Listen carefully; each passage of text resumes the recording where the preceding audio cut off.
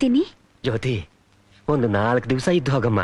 ಇಲ್ಲಪ್ಪ, ನನ್ನ ಮನೆ ಅಲ್ಲಿದೆ, ನಾನು ಹೋಗಲೇಬೇಕು. ನಿನ್ನ ಅಳಿಯಂದ್ರು ನನಗಾಗಿ ಕಾಯ್ತಾ ಇರ್ತಾರೆ.